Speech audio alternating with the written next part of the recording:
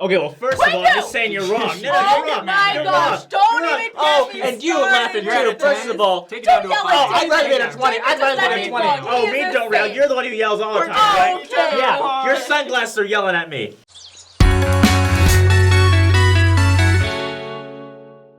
If you didn't catch on, we were just faking. We're not actually angry at each other. No, we're not. Can we disagree at church? Yes. Yeah. Yeah, you can disagree. I mean, even if they say something weird from the pulpit, you can be like, no, that's not right. Sorry, I'm off camera. You can be like, you're wrong. Well, let's get to why do people feel like they can't disagree at church? Why do people feel like if they voice disagreement, it's a bad thing? I think the issue is this. Are you disagreeing with that thing somebody said, or are you disagreeing with fundamental doctrine of the Church of Jesus Christ of Latter-day Saints? Because that's where, if you disagree with the doctrine, then we're getting into some sticky issues there. If you just disagree with freaking Martha, who's 78 and on so many drugs that she can't even... I remember when David O. McKay said that Scrabble was of the devil. All right, Martha, take it easy. You gotta learn. You need to. That's seriously a skill you need to learn. Not Scrabble. Not Scrabble. No, it's up the devil. Martha was right. You need to learn. So fun. You need to learn the ability to be like, okay, that's just Martha. Yeah. That's so true, because there's such a difference. Like, you can disagree with people at church, that's totally fine, because even though Jesus Christ is perfect and he is leading our church, that doesn't mean that his leaders and the people who go to his church on this earth are going to be perfect and make no mistakes, because we are human and that just happens. Yeah. We've all made mistakes, and we all might have said something at church that we didn't quite mean, or you learn more about something and you realize, like, oh shoot, that's not what I thought it was before. I don't know, something like that. Because you're not perfect. That's just it. Now, getting into the sticky, disagreeing with doctrine, because there are people in the pews, there are people in my ward who do disagree with some of the actual doctrine of the church, and not in a way that's like culturally either. I remember in 2016 during the election, my ward was very divided. It was Mormons are amazing at like not saying something but also saying it. We were geniuses at that. And the fast and testimony meeting was amazing. I was so impressed with the people who were like pro this candidate who weren't saying it, and people who were against that candidate. Oh my gosh, amazing. But even deeper than that, people who think that like I think women should be able to hold the priesthood in this church, and I am firmly against the fact that they can't. I'm not saying I'm like that. No, that's not my opinion. But there are people who believe that, and I feel like they think that because they have that belief that they're not welcome in the church. No. You can say anything you want from the pulpit. I mean, you're not going to get tackled in that moment, but they might shut your mic off. Well, there is like the bishopric or maybe someone from the stake presidency back there that will stop people if they like go on a rant that's totally false. But sometimes if it's just like a minor thing that they say that's wrong, they'll just let it go, and they just let it go. And that's when you have to have that skill to determine whether or not it's important or not. But just work through it. I mean, if you disagree with fundamental doctrines, there may be some things that you can't do in the church. You might not be able to get a temple recommend, and I don't know why you'd want one if you disagreed with all these doctrines in the church, but we're not going to kick you out if you disagree. I think that, let's say I disagree with what's going on in the temple. I disagree with temple marriage or endowments or baptism for the dead. Well then, why would you want to go into the temple? You're in a temple recommend interview and like, oh, I don't agree with those things. Like, all right, I guess you just won't go into the temple. Right. We don't ever in our church expect people to be completely in the same place. No one's in the same place. We don't expect you to have the exact same views on everything as I do. Everyone here, we all have different views on certain things. I think when it comes to the doctrine, I think sometimes there's room for some nuance. I think there's room for interpretation in some things, but I think certain things are very, very clear. Yeah.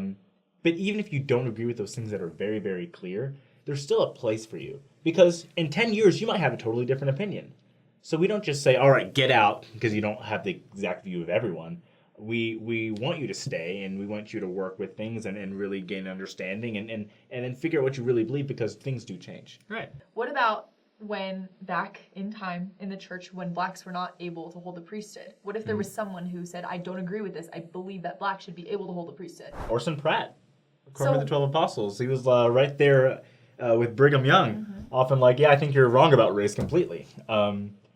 He was still an apostle. He was So still what do you member do, of the 12, though? yeah. Like, what do you do to stay faithful in the church if you have such a strong opinion against it and it might not change in the future? I think you need to, when you get baptized, in a baptismal interview, they ask you certain questions, and those go over very fundamental doctrines like, do you believe the Book of Mormon is the keystone of our religion? Do you believe in God? Do you believe Christ is our Savior? If you have a firm foundation, firm testimony of these fundamental doctrines, then you can get baptized. And then, like Kwaku said, I mean, there are answers we don't have yet for some questions about doctrine. There are a lot of answers we don't have yet, and there's a little room for interpretation. There are important there are important things, super important things, and less important things. And as long as the super important things are locked down, you're Does good. that mean technically someone can believe all of those things, but everything else that the church stands for they disagree with? Is that still okay? It's just those things that they need to believe and have a testimony in? Yeah, well, to be baptized in, you do have to agree to certain things. But you, if you're later on in life, if you're working through things, we're not going to kick you out.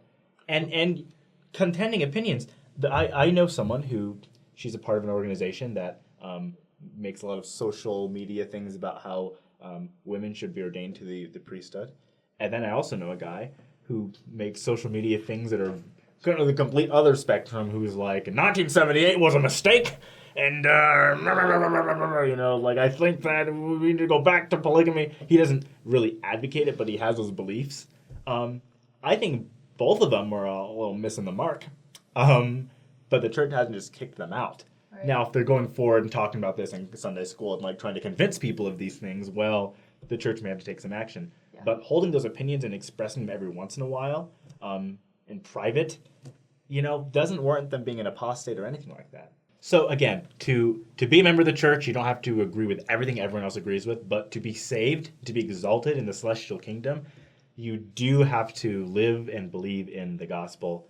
And if you're not quite there yet, it's okay, but you can get there. We're all not quite there yet. We're all trying. It's a Right. process. If you're not translated tomorrow, then sorry. Yeah. But yeah, we don't need to be perfect right now because we're all taking the steps to do that. But basically, this conversation opened my eyes. There are people with lots of other opinions who are still a member of our church. We just disagree on some things. And so I encourage you, I think we all encourage you to try to be more open-minded, try not to be judgmental at church, and just do you, and everyone else is trying to do their best as well. So be sure to like and subscribe to us, and click the notification bell. And follow us on Instagram and Twitter. Are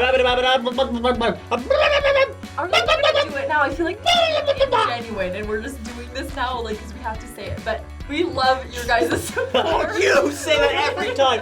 I'm being not genuine, but we really, really appreciate your support. It really helps us, and we love you guys.